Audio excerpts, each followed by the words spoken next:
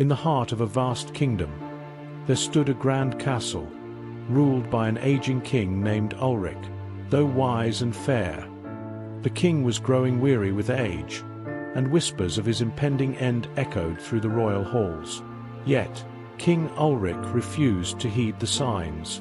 "I am the king," he would declare proudly, "and kings do not fall to time or fate." One stormy night, as thunder rolled and the castle's great fires flickered, the king was disturbed by an unexpected visitor, a knight clad entirely in black armor. His hood obscured his face, and a sword as dark as the void hung by his side.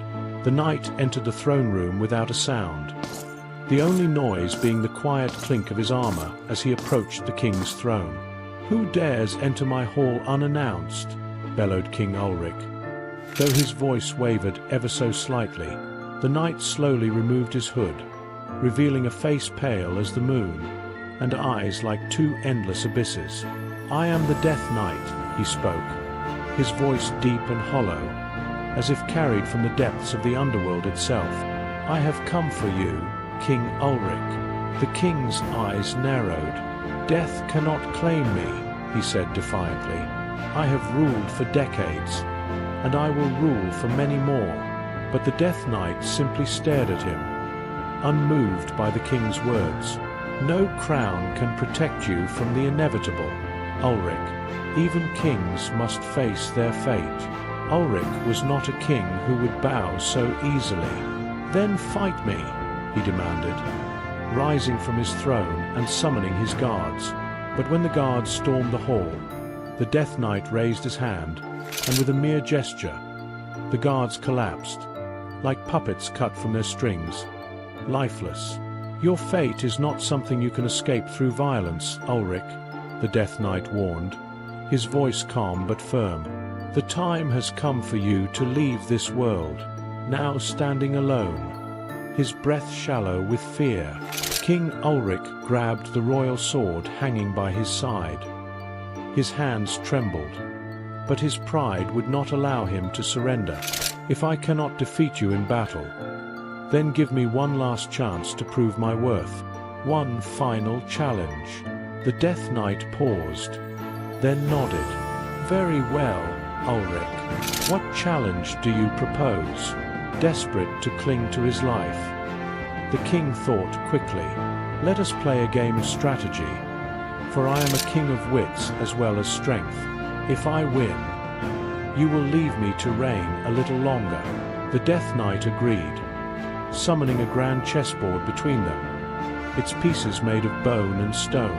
"But know this, Ulrich," he said, his tone unwavering. "If you lose, you will leave with me without question."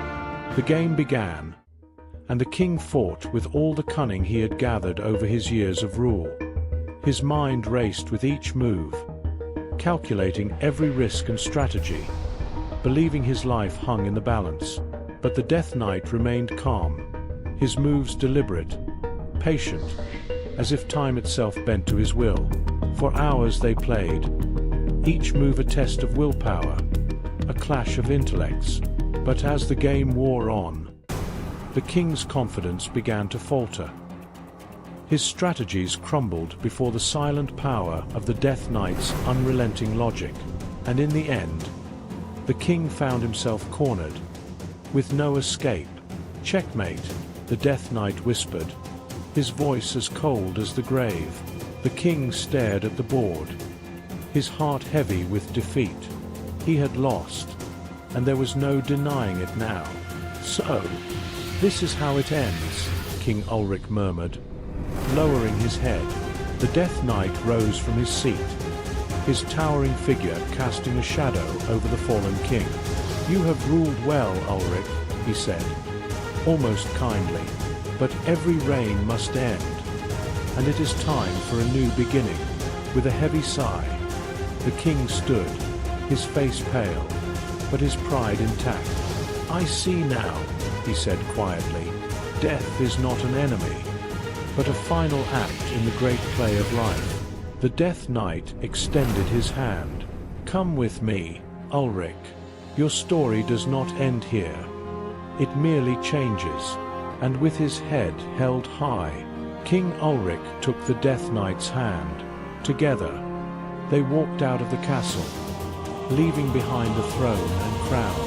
As they disappeared into the night, a new dawn began to break over the kingdom. And so, King Ulrich's tale became a legend, whispered through the generations, a reminder that even the mightiest of kings must bow to the eternal night, who waits for all in the end.